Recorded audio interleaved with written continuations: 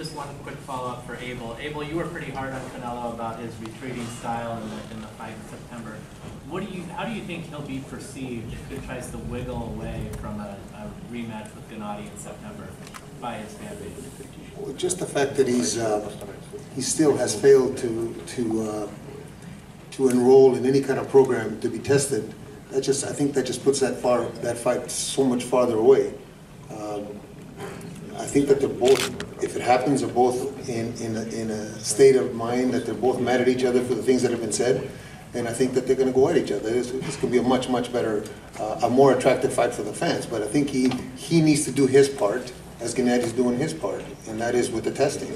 At least try to prove to the public and to the journalists that he's making an effort to show us that he's clean. Is that a condition for you to even sit down with them at the table for him to enroll in boxing?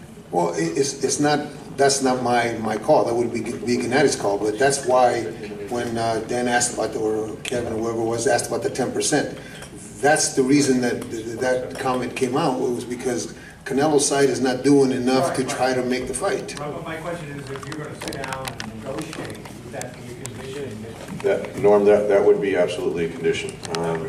Gennady's been VADA testing now since February, beginning of February. He's never failed a test. You know, if we're negotiating, Canelo's going to test, and Gennady's going to continue to test. Step one.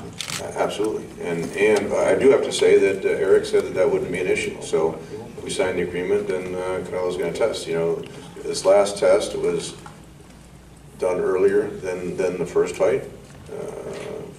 You know, so that's something that Abel insisted on, even for this fight. You know, it would have been an unfair advantage. Gennady's doing all this testing, proving he's a clean athlete, and then you come in with a replacement opponent on short notice. Who knows what they're doing? And that's going to be something that he gave.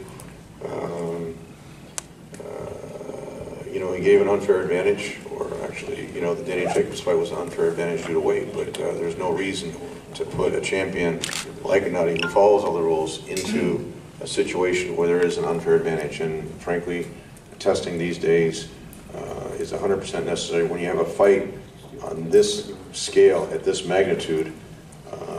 Whether you're in Mexico training, whether you're in Big Bear training, wherever you're training, you have to be responsible for whatever goes in your body. Can you imagine, and Abel made a great point, can you imagine with Gennady's punching power, had he tested positive? Can you imagine the outcry that would be of what happened? How did it get in the system? And Gennady says he eats steak all the time up in Big Bear, California. In fact, Mexican steak. There's a hacienda, a restaurant called the Hacienda, right across the street from Abel's gym. And he eats there all the time, and never had any issues. So, you know, we understand the responsibility for competing at boxing at this level, and that would absolutely be a condition for the